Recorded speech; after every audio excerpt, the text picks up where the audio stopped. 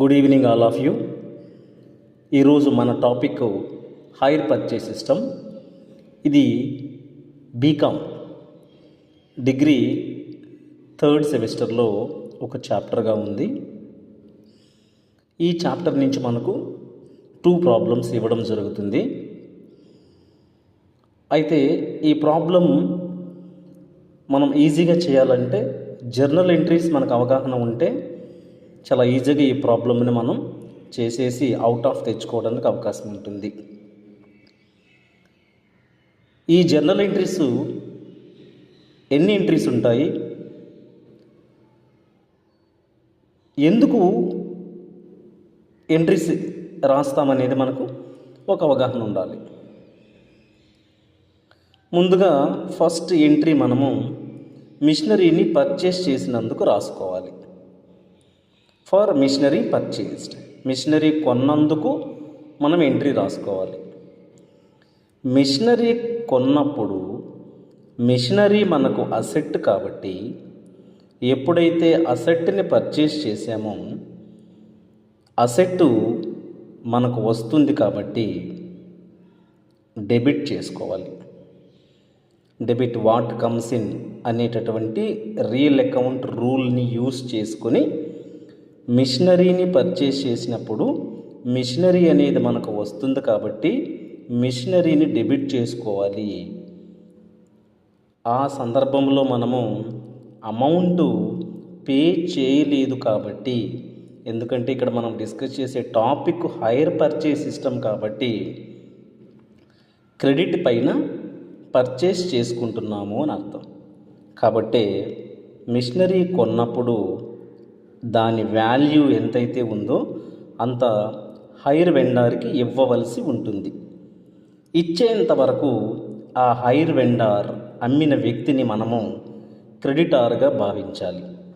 అందుకే హైర్ వెండార్ని క్రెడిట్ చేసుకున్నాము.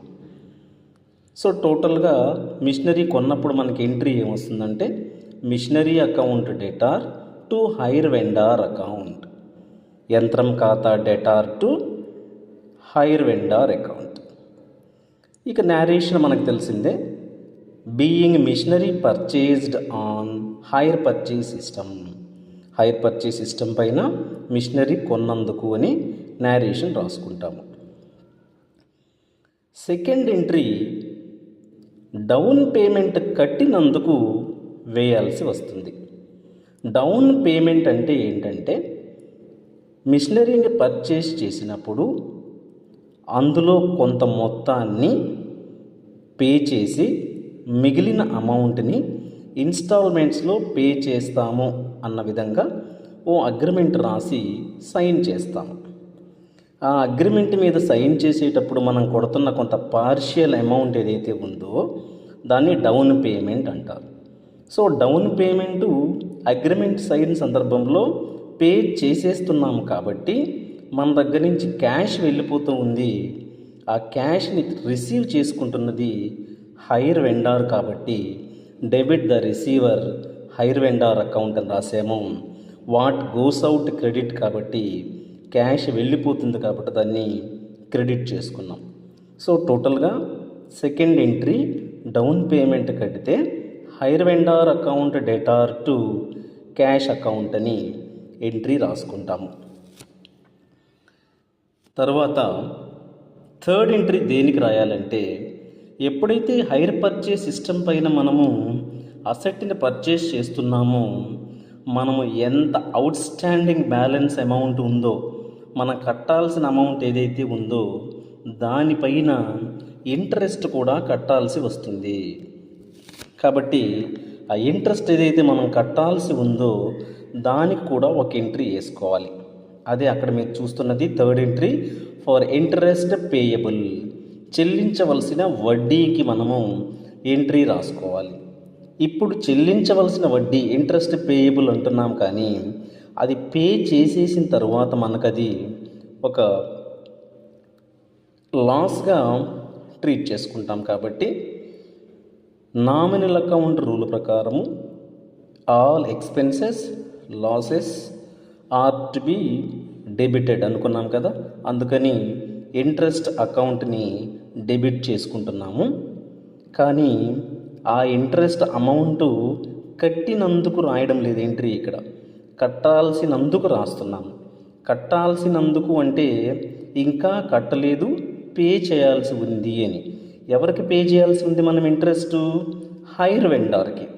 ఆ హైర్ వెండార్కి ఇంట్రెస్ట్ అమౌంట్ని పే చేసేంత వరకు అతనికి మనం అప్పున్నట్లుగా భావిస్తాం కాబట్టి అతన్ని ఇక్కడ క్రెడిటార్గా ట్రీట్ చేసుకొని హైర్ వెండార్ అకౌంట్ని క్రెడిట్ చేసుకున్నాం. Interest account debtor to hire vendor account. ఇలా థర్డ్ ఎంట్రీ రాసుకుంటాం. ఫోర్త్ ఎంట్రీ వచ్చేసరికి ఇన్స్టాల్మెంట్ అమౌంట్ ఎన్ని ఇన్స్టాల్మెంట్స్ పెట్టుకుంటామో అన్ని ఇన్స్టాల్మెంట్స్ని ఒక్కో సంవత్సరం దాని ఇయర్ ఎండింగ్లో ఇన్స్టాల్మెంట్ అమౌంట్ని ఇంట్రెస్ట్తో కలిపి కట్టేస్తాము. అలా ఇన్స్టాల్మెంట్ అమౌంట్ని కట్టినందుకు ఫోర్త్ ఎంట్రీ పాస్ చేయాల్సి ఉంటుంది. ఇన్స్టాల్మెంట్ కడుతున్నది ఎవరికి? హైర్ వెండార్కి. అంటే ఆ ఇన్స్టాల్మెంట్ అమౌంట్ ఏదైతే ఉందో అది రిసీవ్ చేసుకుంటున్నది హైర్ వెండార్ కాబట్టి తీసుకునే వ్యక్తికి డెబిట్ కాబట్టి హైర్ వెండార్ అకౌంట్ డెటార్ అని రాసుకొని మనం ఇన్స్టాల్మెంట్ అమౌంట్ని పే చేస్తుంది in the form of cash. అంటే క్యాష్ మన నుంచి వెళ్ళిపోతుంది కాబట్టి దానికి క్రెడిట్ చేసుకుంటున్నాం. Hire vendor account debtor to cash account అని fourth entry instalment amount pay చేసినందుకు రాసుకుంటాము. అలాగే ఫిఫ్త్ ఎంట్రీ డిప్రిషియేషన్ కోసం రాసుకోవాలి. ఇక్కడ మనం పర్చేస్ చేసింది మిషనరీ అసెట్ కాబట్టి ఒక అసెట్ని రెగ్యులర్గా మనము కొన్న దగ్గర నుంచి యూజ్ చేస్తూ వస్తే ఇయర్ ఎండింగ్